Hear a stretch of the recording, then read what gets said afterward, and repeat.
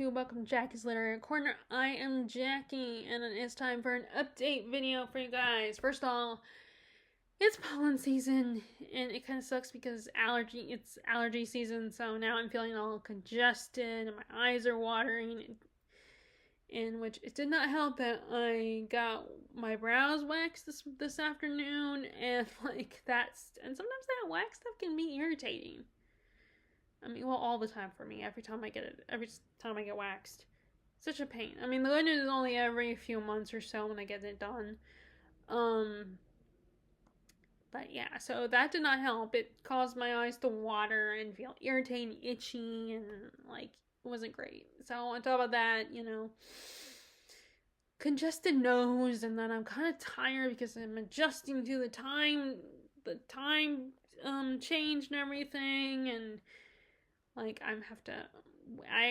get up at 7 to do my morning walk, and then I have to, but because it's a little bit darker, still a little dark in the morning, so I have to wait in the light a little bit for the light to, it's get a little light, before I go out.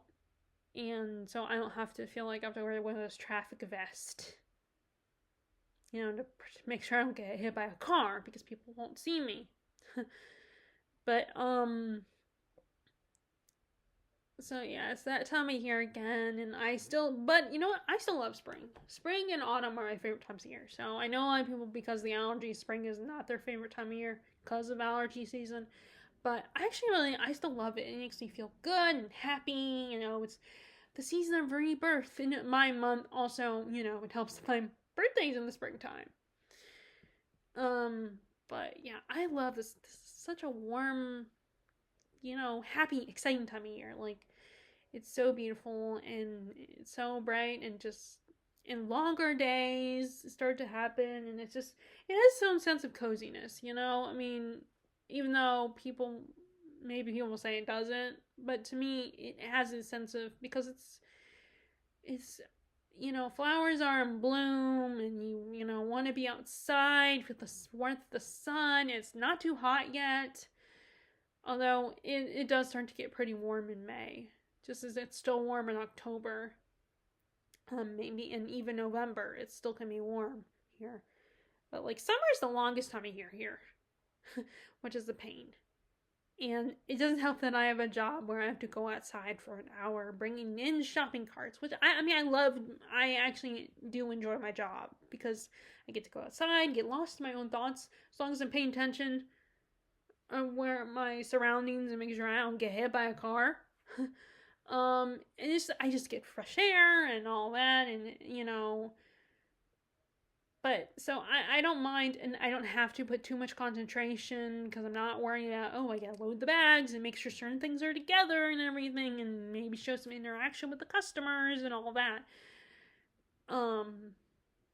So I actually like doing my job. I know a lot of people, whenever these older customers, because we got a lot of 16 older customers, and they're all like, oh, the boys should be doing this job, and I kind of roll my eyes, but I mean, I'm like, I smile and be like, yeah, well, I like doing this job, but in my head, I'm kind of rolling my eyes. I'm like, oh, here we go. You're saying that, I, as a lady, I shouldn't be doing this hard labor,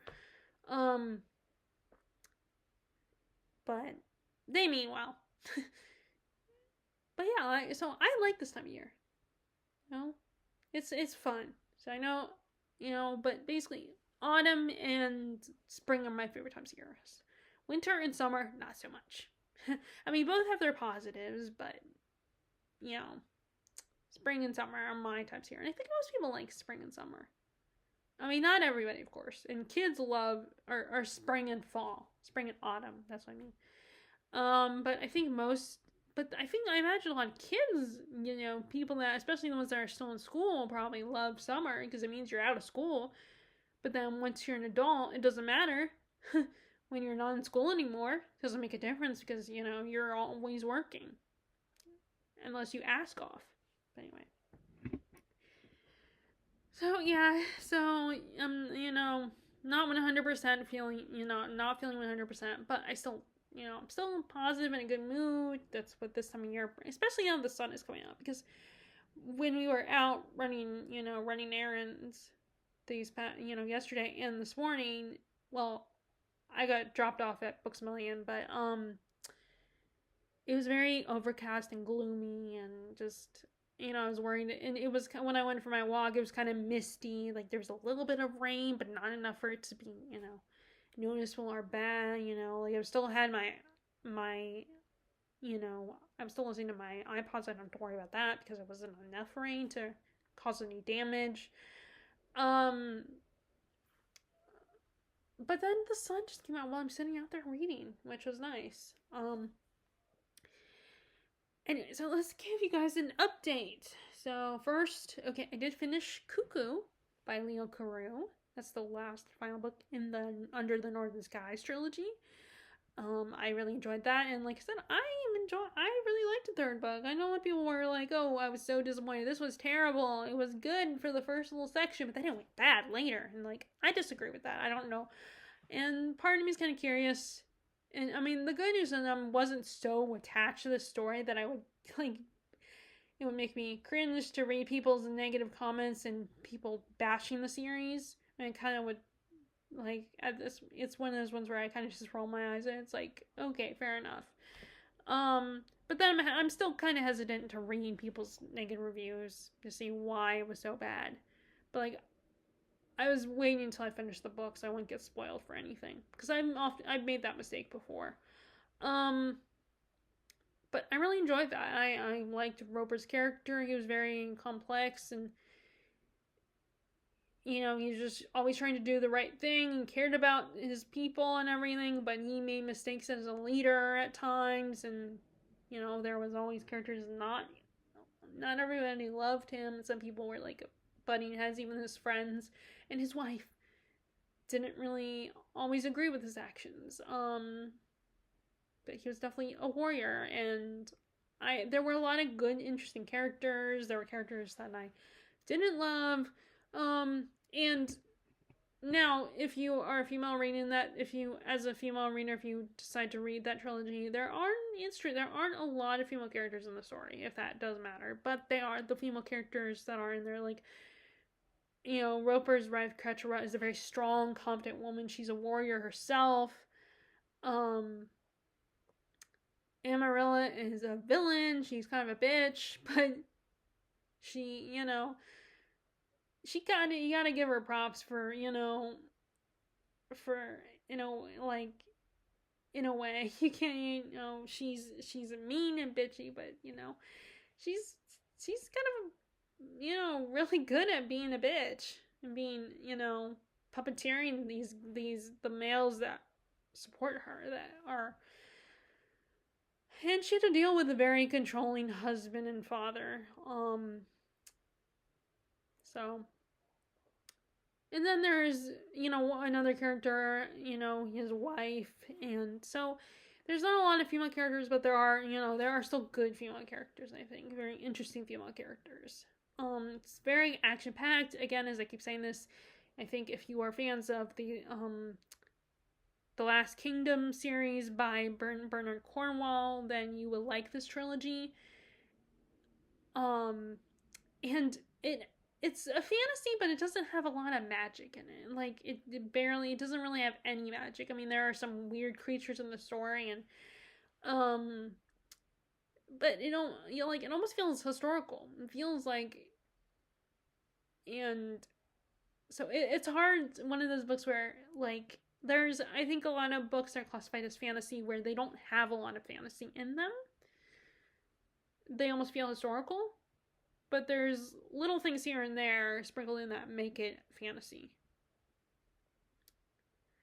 But it's a great trilogy. It's only 3 books, so the first one is the wolf, then we have the spider, and then the cuckoo. If you're interested. And so I will do my reviews. I don't know if I'll do a video review of the series. Probably not, because it's been so long since I read the first book. But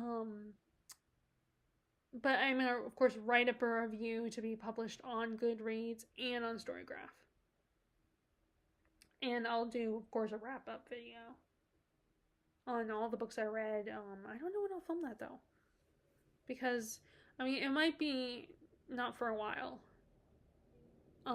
Like I might wait until I officially like because spring doesn't officially happen until the 20th of March. So I might wait until then. But as far as, reading, I'm right now I'm officially, saying now we're into spring reading. Um in fact, I changed the image on my desktop to show spring like so to me it's spring. And I mean, I know it's still going to get cold later, but like I think there's going to be some cold days still. I don't think we're done with that, but to me it's now officially spring. And I'll just do but I think I might save the winter wrap up for the actual day it transitioned to spring. But we'll see. Um so I'm currently making progress on the Guns of August. The Outbreak of World War One, and by Barbara W. Tuchman. And so far, I'm at the point where they're waiting to the other, like France and England and Russia are kind of waiting to see what Germany's gonna do. Like they want to get through. They want to go through Belgium, which I think is part of France. But they like Belgium wants to stay neutral. They don't want to get into this, and Germany kind of writes them a note that's like, hey, we don't worry, we'll leave Belgium alone, we just want your help, like in this war and stuff, and of course we want to be allies with you. And of course Belgium is not stupid. They're like, hell no, we don't trust you. And of course, so Germany's just trying to persuade them. You're like, let us help out, let us be buddies here, and we won't threaten you guys. You'll be protected, or we'll respect the neutrality thing. But of course they don't. Of course they're not going to do that. They're not going to respect it.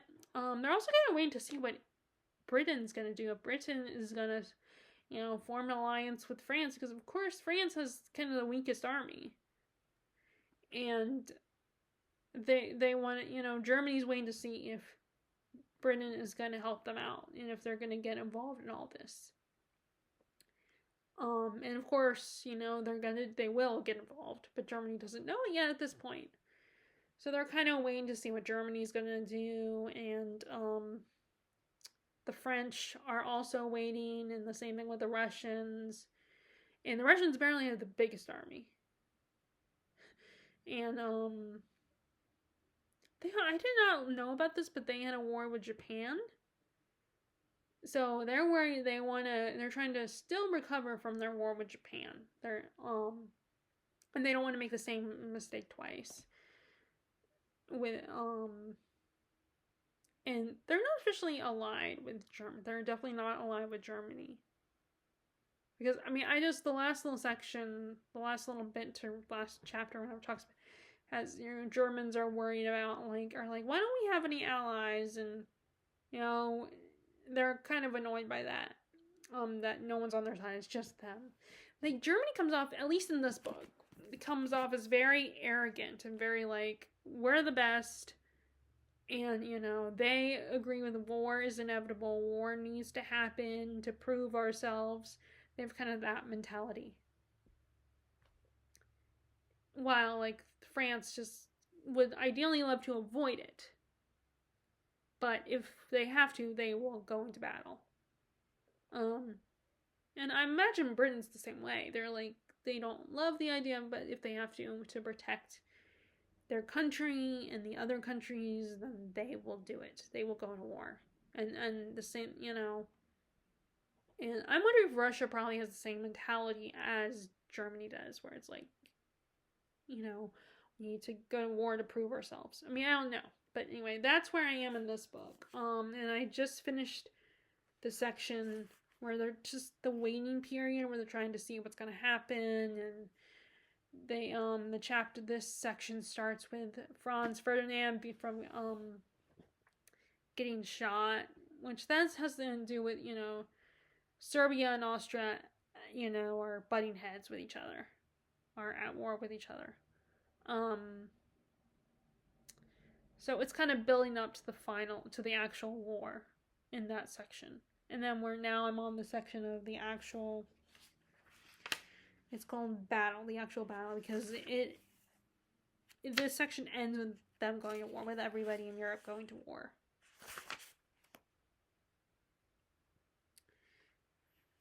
And it's kind of funny that Germany, like, they were already prepared. They were already, which proves they were going to trick Belgium. And all the other countries are like, yeah, Germany's going to mess with them. It's all bullshit. All the other countries, they're like, yeah, we know you guys. We know you're only tricking them, only pretending to be. Because they kept saying, we won't go to war if you're just our friends. They kept just trying to give Belgium the bait to side with them, or to at least let them come through. Of course, Belgium is not having it and still refuses to let Germany, be their best buds. But so yeah, I'm enjoying this so far. I'm having it's very interesting to learn more about World War I and how it all got started. I mean, I don't understand everything because I'm not a military person, but still, it's still really good. Still very interesting to and it is easy to read. So that's what's going on with that. So I am also reading. My audiobook for Aunties and a Wedding came in, the sequel to Dial A for Aunties.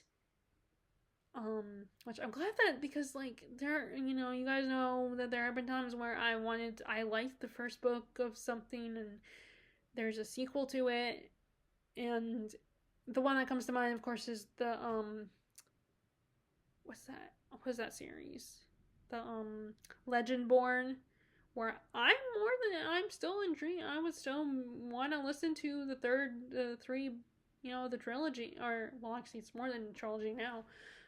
The series, but like, I can't get access, and I'm not gonna like buy books the rest of the series, the other books in the series, because to me it would be weird to have other books in the series but not have a copy of the first book, and then having to buy a copy of it, especially since I would probably have to get at Books A Million, unless by some chance it does show up at some place like the Outpost Bookshop. And even I'm still interested, but not that interested. But I have to get the next book. I have to continue the series. Like, it was more a minor annoyance at the time. But luckily for me, the sequel to Dial A for Aunties was on there, so I'm listening to that audiobook. But in the sequel, well, I don't know if I could talk about it, because I'm like, unless you read the first book,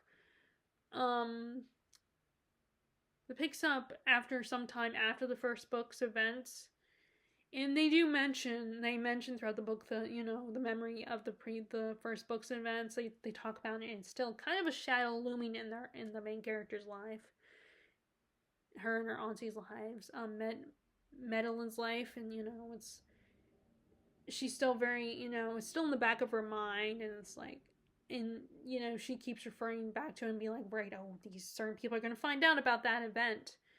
She's very much she still worries about that happening, wants to make sure no one ever knows, and because she could go to jail if that happened. And if the other people in her life were found out to help her and be involved, then they would go to jail too. So there is that looming there. But yeah, I really enjoy these two books so much. They're so much fun. Her aunties are so endearing. But although I can understand the frustration and exasperation Meddy feels, although I do get frustrated with Meddy too, because I understand being respectful and to your elders, especially if they're your, your parents, but your parent and, your older relatives that take care of you. But at the same time, there are times when I'm like, Benny, stop letting them get away with bullying you into like these things, and you need to explain to them things. Like she's so like, never mind, I don't want to deal with this, I don't want to try to explain things to you. Of course, like, there's some things where the culture comes into play where it's just kind of hard to explain something to someone and for them to understand it, because there's cross cultures and ways of thinking just kind of like don't always, blend well together. They kind of clash. And we do have a little bit of that in this one, where there is a clashing of cultures between her culture and someone else's culture in this one. But yeah, I also get frustrated with men because she lets them get away with things, and she's always feeling like she's in the wrong here. That, oh, they take care of me, they love me, and there's times like, yes, they do take care of you, and you should respect them because they are your parents, your mom and your aunties. But sometimes they're a little bit oblivious and a little like there needs to be boundaries. And of course, this is an Asian culture, an Chinese Indonesian culture. So yeah, that's kind of in that, from what I know about those cultures, and as someone who's part of one of the Asian cultures, it's kind of hard. People don't always they don't always listen, and they don't always, and it's, and this one, these are her, her mamas, and sometimes even in any culture with a mom's going to be overbearing, overprotective, and trying to tell you what to do. I mean, my grandmother still tells my mom what to do. So that's just, you never stop being a mom. And so it's not just, I think that's a universal thing for a lot of women that are moms. And you know what? Sometimes it's like, because it could be worse. Could be you have a mom that doesn't care at all. But yeah,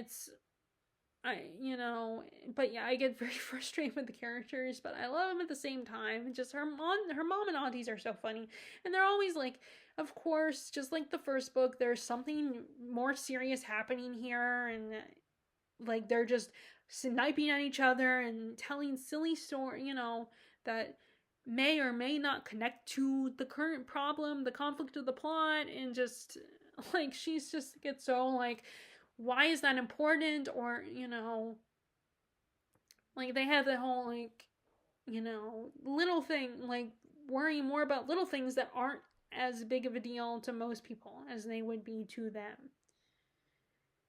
And but it's so much fun, and just seeing, and they have a great relationship. I mean, she definitely, and you gotta give the girl props for willingly to stay with them, to take care of her mom and be loyal to her aunties, and like, you want her to get out from under that shadow, but at the same time, you gotta appreciate it. Like, not a lot of people would be willing to do that. And as much as part of me like, for me personally, I would love to be independent and to be able to go out in the world, experience the world on my own. And I'm absolutely terrified of when that moment comes, when I do, but at the same time, I feel very fortunate that my parents are willing to take care of me, let me live with them, and they don't mind taking me places. And whether it's work, which is something I have to do, or or a place that I want to go to, like the bookstore, or go see a friend, and which, although that doesn't happen anymore, really. Or like have a friend from out of town, like Terry, come to visit.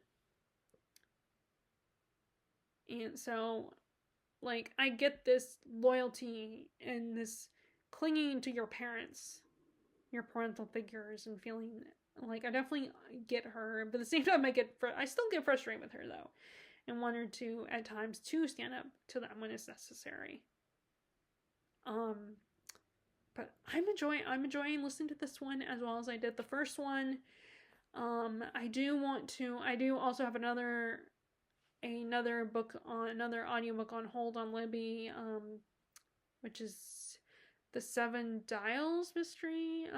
It's the Agatha Christie. There was an adaptation on it of it on like BBC or somewhere, or BritBox. And I don't know if I'll be able to see the adaptation, but I decided to go read it because I do like Agatha Christie, and just kind of spacing out my reads of Agatha Christie because I feel like there's a pattern to her books and a routine that can be a little redundant and a little repetitive. That, I feel like you get that a lot with detective story. Now, that's, like I said, just my opinion. They feel like the same, especially if it's a series with this one detective. So I'm trying to space it out so I don't get bored with her books, even though they're all different cases. And I could just avoid that by not reading Poirot or her Poirot series or her Miss Marple series, which that's probably very repetitive and the same in every book. Well, I mean, I don't know that, of course. Like, maybe I'm wrong, but no, you don't need to tell me, oh, you should read it, because I am reading her books, just spacing out when I read them, like reading them randomly. So I got that, but then I also realized that the third Gilmore, the book about Kelly Bishop, is that her? Yeah, because Emily's the character name. Kelly Bishop, she wrote a book, a memoir, and it actually applies to some of the Goodreads challenges. I thought I would try to squeeze it in before the end of the month, but I don't know if that will happen. And I'm not trying to say, oh, I have to read these books, because there are only a few on there, like that one, and then 2 other books. I have the Bee Sting is on one of those challenges, and so is The God in the Woods. So I'm like, I have them, so let me see if I can read them, if I can put them in my challenge. But I'm not like pushing it, it's like, if I do meet those challenges before March 31st, then that would be awesome, but I probably won't. I mean, the third Gilmore is probably the only one that I could potentially meet the challenge. Because it's easier to listen to an audiobook that I can get through within the month. I mean, although it depends. I mean, the book, I've seen physical copies of the book, and it doesn't look super long, so I could get it in, but it also depends on how long Seven Dials is. I mean, the last Agatha Christie I listened to audiobook, Why Didn't They Ask Evans, was not super long, but I have not seen the Seven Dials. I did actually, although I did see it at Books A Million today when I went in there, but I didn't actually look at it to see if it was a long book. But I do think you can, even without putting on a certain speed, I think you can still get through audiobooks quickly. A lot quicker than reading a physical book, unless you're, a really fast reader. Or like someone like Steve Donahue, where he has, Steve Donahue actually has he's an insomniac, so, which, not that that's it's a kind of a sucky thing to have, but at the same time, it does allow him to read more. But anyway, so those are my audiobooks right now. So like I said, I'm currently listening to the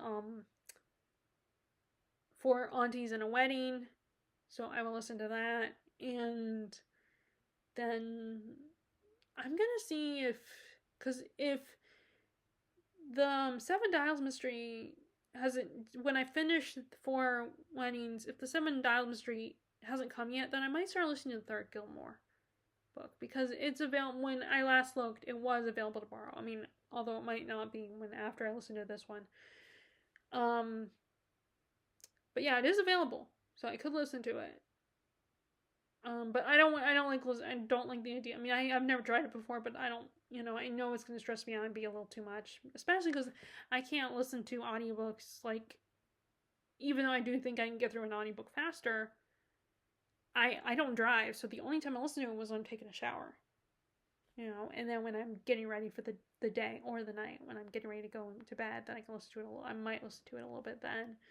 So I can't, and if no one else is home and it's just me at the house, then sometimes I'll listen to an audiobook at that point.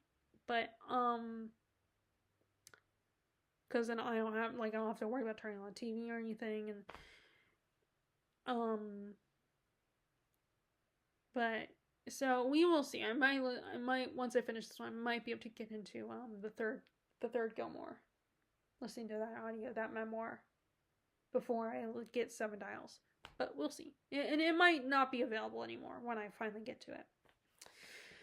Okay, so yes, I went to the bookstore again. So first, I'll show you what I got yesterday, and then I'll show you what I got today.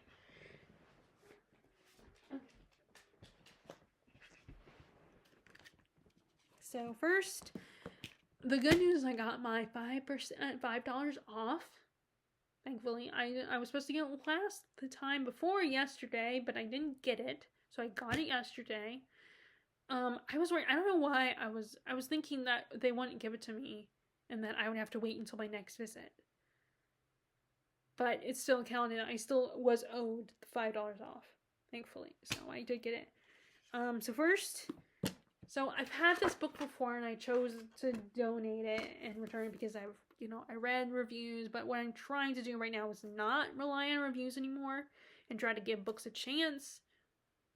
I still, there are still times when I might look at the reviews on Goodreads just to narrow it down, because I can't get, even though it's an used bookshop, I'm not gonna get 10, 20 books, at,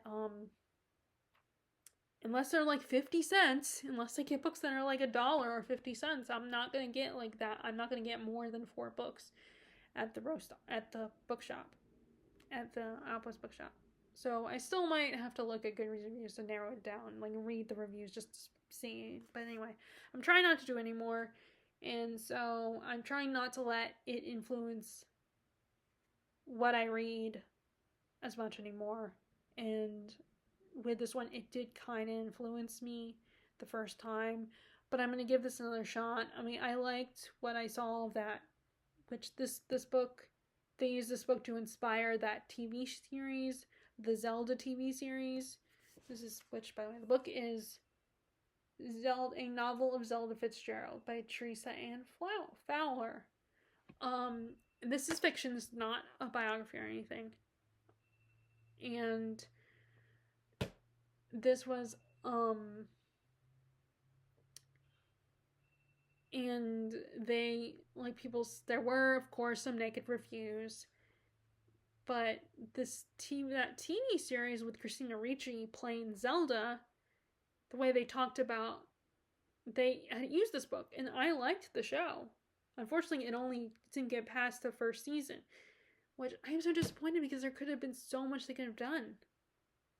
They could have explored their lives, and the whole thing with with them having a baby and everything, and then Zelda, all the drama, their relationship with Hemingway, how complicated that was. And they had crazy lives, it sounds like. And so we could have had someone playing Hemingway and meeting some of the other people. I would love to meet, a while back I read this book on the Murphys? Was that their last name? This one couple, they were kind of celebrities and famous in a different way than the Fitzgeralds and Hemingway. One of them might have been an artist. I was a painter or something. I cannot remember. Sarah Murphy was the wife, and I cannot remember what the husband. Sarah and Gerald Murphy, those were their names. We could have seen them in this season, and then also deal with when their marriage falls apart, and how she ends up he puts her in a mental institution. And also I found out that from the Rest is History podcast, which I listen to, so I'm actually not the Rest is History, but one of the hosts of that podcast is doing a spin-off podcast with the producer of the Rest is History. What is his name? It's Tom Hollander, but that's not the one who's hosting the other podcast. Tom Hollander is the one. Dominic. Is it Seabrook or Sandbrook? Dominic Sandbrook, I think. It's something like that. He, with the producer of that, I cannot remember her name. I feel bad that I cannot think of her name, but they did a series of episodes where they talk about books. Well, then that did so well, they decided to do a separate podcast that talked about, they would review books. And one of the books that they reviewed so far, they only had a couple episodes, like 3, they did The Great Gatsby. And so they talked about the history of that. And they actually, apparently, Fitzgerald was like that. The Great Gatsby, Daisy was inspired by an ex-lover of Fitzgerald's. He was in love with her, but she was one of the rich socialites, and he was a poor boy from, I want to say, like Minnesota or somewhere, and he was trying to make something of himself, and he did go to war, but she ended up marrying someone else eventually, and he never got over it. So Daisy and Gatsby's love story, and Daisy herself was inspired by that, not by Zelda, actually. And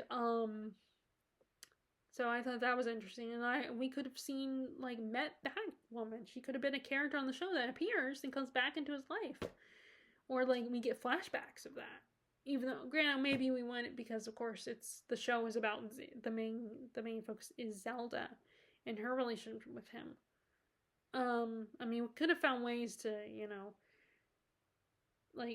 but at least even if we didn't get flashback, we could have her appear and him run into her, and we see how it affects Zelda, even though that probably did not happen. I mean, I don't know for sure because I haven't picked up the biography. I need to pick it up. I mean, but they definitely could have mixed, which it was based on a fictional take on Zelda, so they could have mixed fiction and the real life and real history, with like blended it together. But I would have loved if they continued, and I loved Christina Ricci's performance, and the guy who played Fitzgerald's great too. And her, there was so much they could have done. I want to know why it got canceled, but it doesn't really say. It's when they're very invasive about it on why it got canceled. So disappointing, but it was very disappointing. But I am excited so I'm giving this another shot. And there was a time when there was a time when Goodreads was not part of my rating, and I was not as I did not necessarily use other people's opinions. I would just pick up a book that sounded good to me. Now my non-fantasy reads were often gifts from other people, and I did not read as much historical fiction, but I did enjoy it when I did read it. So, and I was not as influenced by Goodreads because Goodreads was not in my life. So I kind of want to get back to that a little bit. And also before YouTube and BookTube, I kind of missed, when they didn't, when I just picked up books. I mean, I'm not going to entirely cut it off. I'm not going to go full on, cold turkey and completely give it up like some people are trying to do. A lot of people are doing a detox, and it is working. I mean, I don't know. But I already did try to do a detox anyway. Not a detox, but kind of, I've been slowly, kind of cut out some. I'm not, even though I still have my Facebook account, my 2 accounts, I barely go on there, unless I have to. And my mom makes sure, because my mom has access to the account because she doesn't have one, so she keeps it running, because if I'm not, I'm always worried that if I'm not active on there, it's going to disappear on me. Facebook's going to get rid of it. But anyway, so I'm excited. But yeah, I want to read this without the feeling influence of BookTube. Now, I can't do any more, Goodreads, but I cannot make any promises. I'm going to try, though. And pick it up. It's one of these where maybe I should read it sooner rather than later. Of course, I say that, I jinx myself and get distracted. Okay, then we have... I was so excited to see this one as well, because I keep looking at this one in the... Oh, yeah, it's color pictures. I like it when these, because I know paperbacks don't always have color pictures in there because it's expensive. But to get, these colored images. But anyway, this was one of the books I wanted to get it, but then the only time I ever saw it was at Books a Million. And of course, it's going to be like 20, $20 to $30. So it's like, I just opted not to get it and just put it on a wish list or something for the future. But I saw it at the Outpost yesterday, and I'm so excited. And let me read and this is about the famous Russian royal family, the Romanovs. If you've seen it's what Anastasia, the Disney movie. Yeah, I guess it's not officially Disney.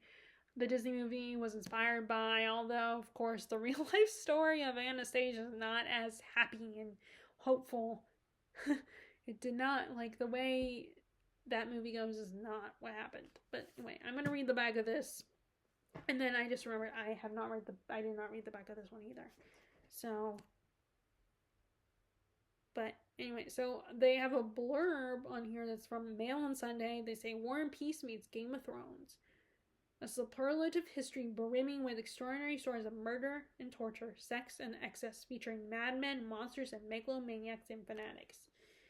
And then Anthony Beaver, Financial Times, which I think he's an author of a book on. Yeah, I think I just heard about a book that he wrote about Rasputin. Epic history on the grandest scale. Excellent. But yeah, I think he has a book on Rasputin coming out. Okay, this is the intimate story of 20 czars and tsarinas, some touched by genius, some by madness, but all inspired by holy autocracy, and imperial ambition.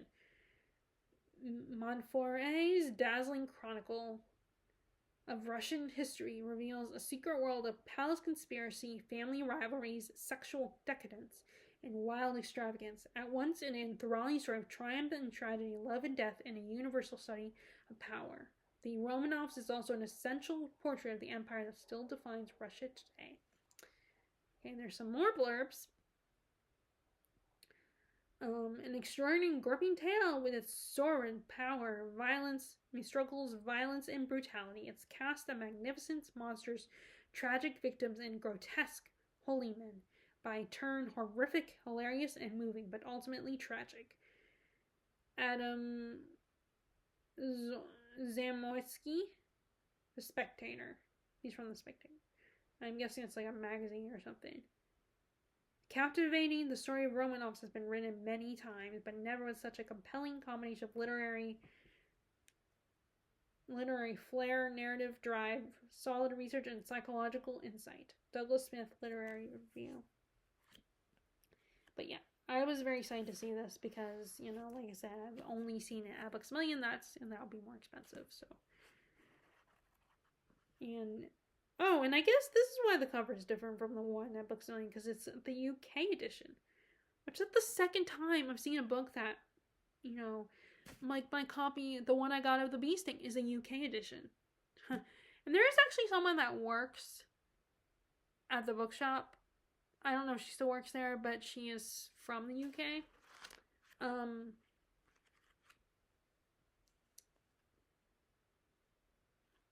And I wonder, maybe Oxford or something.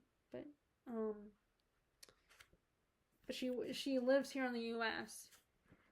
But yeah, that is so cool. To get the UK edition. That's why it's a different color. Why the cover is different, because it's the UK edition. So I'm happy to see that. And let me read the back of the Zelda book. Oh wait, no.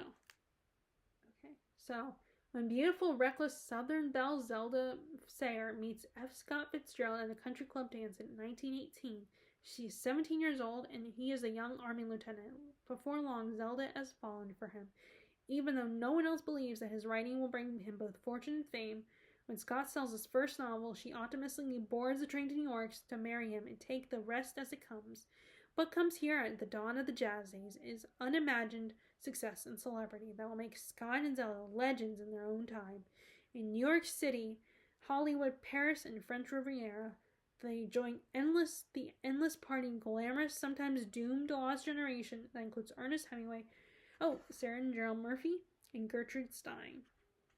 Everything seems new and possible, but not even Jay Gatsby's parties go on forever. Who is Zelda, other than the wife of a famous, sometimes infamous husband? With brilliant insight and imagination, Teresa Ann Fowler brings us Zelda's irresistible story as she herself might have told it.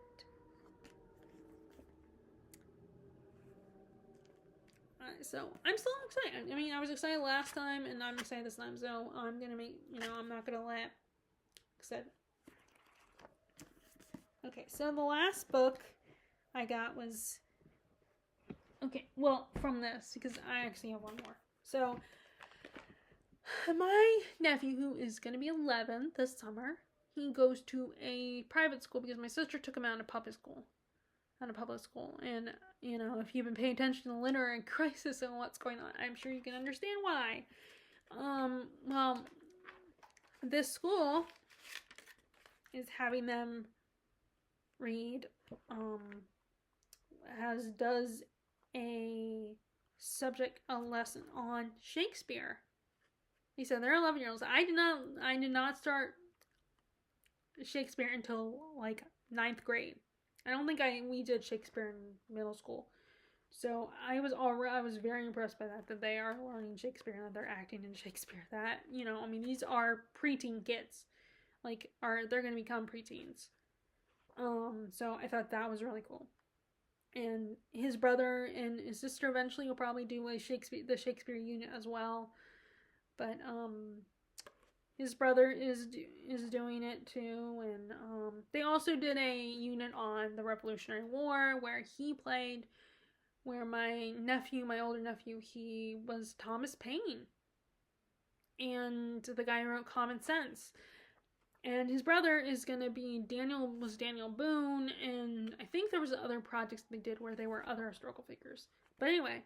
So the current play he's doing, and I think I can say that, I hope I'm not invoking the curse, but he is doing Macbeth. I don't know who he's going to play in it. I don't know what part, but yeah. But yeah, I was very, I was looking, every time I've gone to the outpost, I've seen there is a Folgers edition, which I like those editions, but this one is the size mass market, and it is naked hardback. And I don't really like those anymore. Like, the only reason I would get those is because they're cheap. And although those naked hardbacks are kind of cute, like I had that Tooth and Claw was in that version, but. And yes, I know I've heard recently that mass markets they're officially getting rid of mass markets completely. And yeah, fair enough that it's not, we shouldn't, I get what people saying when they think this is a bad thing. They shouldn't get rid of mass markets because they're cheap. So it's convenient to mind. Not everyone can afford the way a lot of the price of books now. So, yeah, I agree they shouldn't, I don't love them, and my first reaction was, I don't care, just get rid of them. But then I saw the point of what people are saying about, we shouldn't get rid of them, because if they have really good prices, and the way things cost now, and and someone did suggest, one of the people I was watching who was discussing it suggested, well, why don't you put out the mass markets and the hardback? I was like, I don't want to have to decide between a hardback and a mass market, because I don't like the mass markets, but hardbacks are more expensive. So, and I don't entirely love hardbacks either. So, if anything, I want all 3 versions to come out.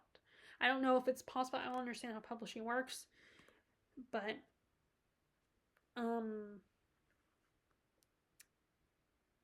But anyway, so yeah, but either way, I didn't want to get that one, so I was kind of waiting for a paperback, and hopefully at some point the Folgers edition and a regular size trade paperback would show up there, or a different one. Like, I also like those Barnes and Noble Shakespeare's. I like the look of those, but they're not there. But anyway, this is still a better size, at least for me. And that is the Shakespeare Made Easy, a modern English side-by-side with full original text. So, and it's also done modern, so it'll be easier to read. But, But yeah, what's good about this one, and this has like, and if it might be, if he wants to actually ever read Shakespeare, my nephew, then this might be a good addition for him to read. I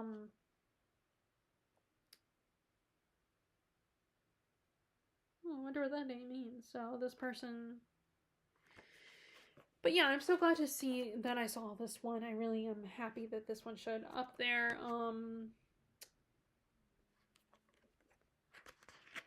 But yeah, this is, in case you don't know, this is the play where this Scottish lord, he is prophesying. There's a prophecy made by these three witches that he's going to be king, if I remember correctly, but he has these two friends that he's got to worry about, and his wife is, I think his wife is very like scheming, and but there was actually an Are You Afraid of the Dark episode, one of the later years, where one of the guys told a story called the episode was called the Tale of the Walking Shadow, and that was in the story they were doing this play, the Scottish play.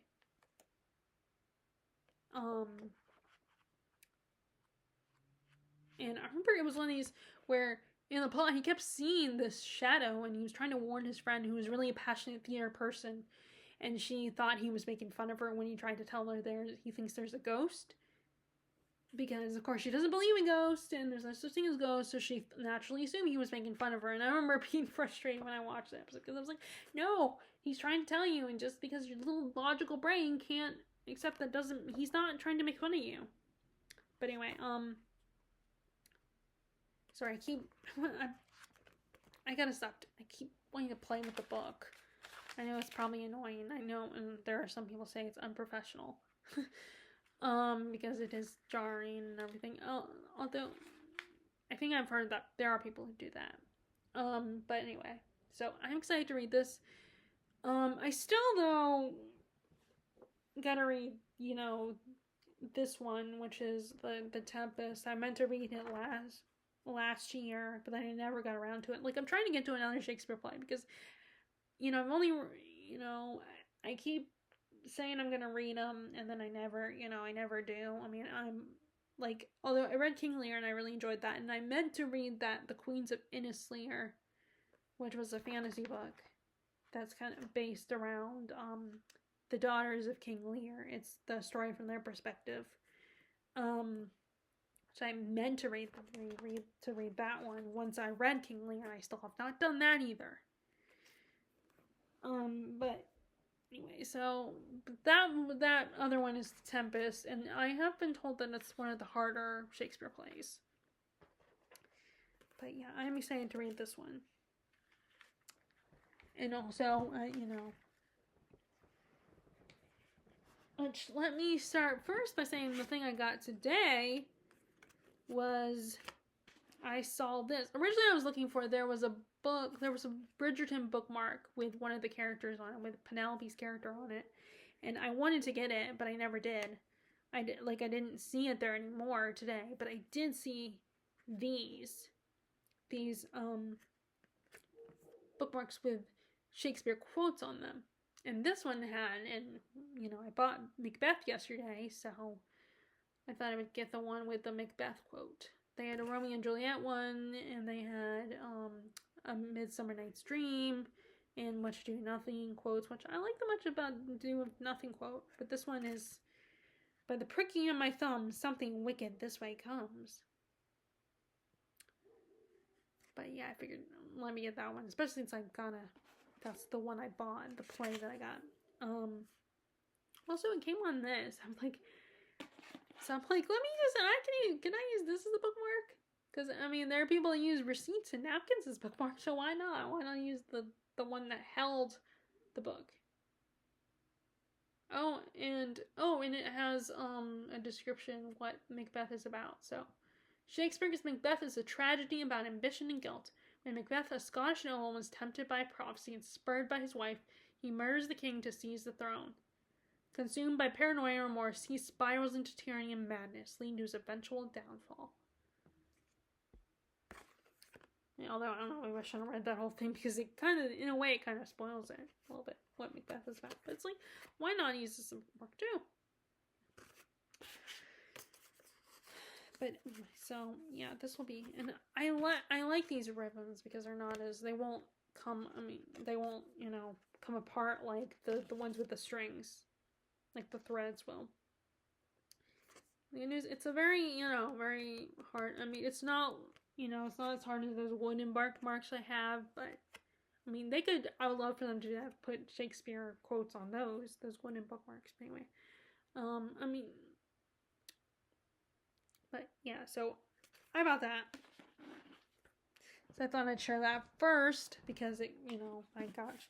So the last book I bought, the one I bought at Books A Million today, so it was so hard because I'm thinking I should get the 4th book and the I'm talking so much it's irritating my throat a little bit. I'm trying to decide, I was gonna get, there was the 2 fantasy books I had, the Lev Grossman's the one that's his Arthurian retelling, the first book in that. I thought about getting that one, and then I thought, I was trying to, should I get the Robin Hobbs, the 4th book in the Rainwild Chronicles. I'm just thinking, no, I hope I don't, because I did not get that one. I'm not gonna regret it, but I do have it on a wish list. Possibly on thrift books, although with thrift books it could disappear before I'm ready to buy something again. And then there's also and then yes, I using Amazon, but that one there's a better chance of it actually still being available on Amazon. And so, but I ended up not getting that one. And then there was there was the King's Messenger, I think it's called. I keep thinking about that one. I keep passing that one up, but that one was a possibility. That kind of has a fantasy element to it, like a magic kind of element. And then there's, I picked a Kurt Vonnegut, the one I would get next, which is Bluebeard. And so I had a lot of options, and it's really hard when I can, I'm trying to get only one book. But I finally made a decision, and I know people say, oh, it's your, it's up to you. You don't have to get just, you make your own rules. But it's I want to stick to those rules when it comes to Books A Million, because I'm determined to stick to my budget and not go over budget. So, but what I ended up deciding on was a book that I'd first heard about this book from Jen Campbell, and I want to say this book has been on one of those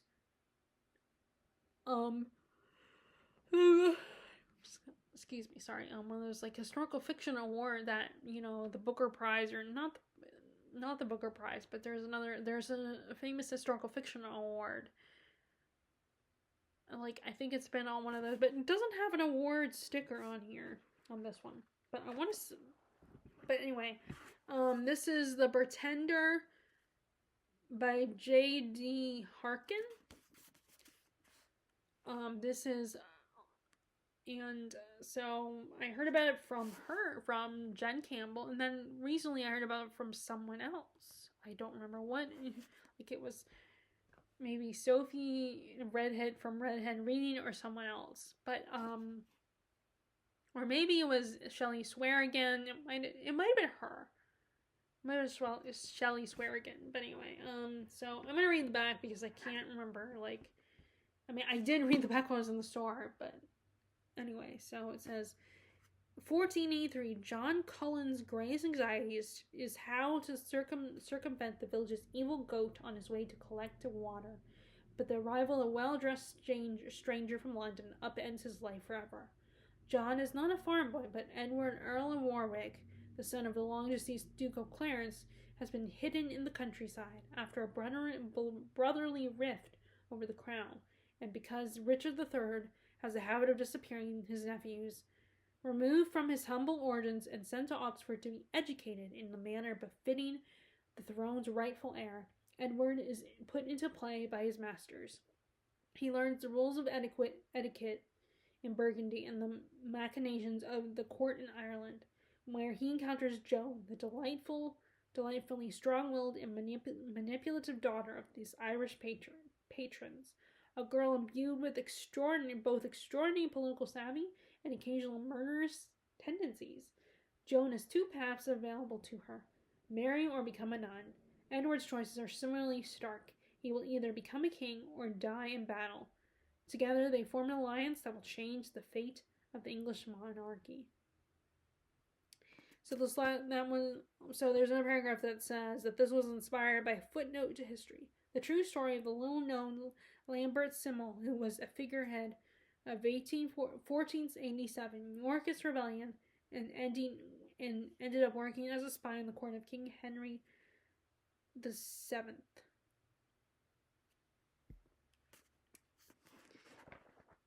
But yeah, that I was really, when I first heard about that from Jen Campbell, it sounded really intriguing. I was really interested in it. And as you guys know, I'm kind of into, right now I'm very much on a medieval history interest, where I'm reading all these books about the Tudors and the Plantagenets. I mean, I still gotta read The Lady of Rivers by Philippa Gregory, and then I also want to read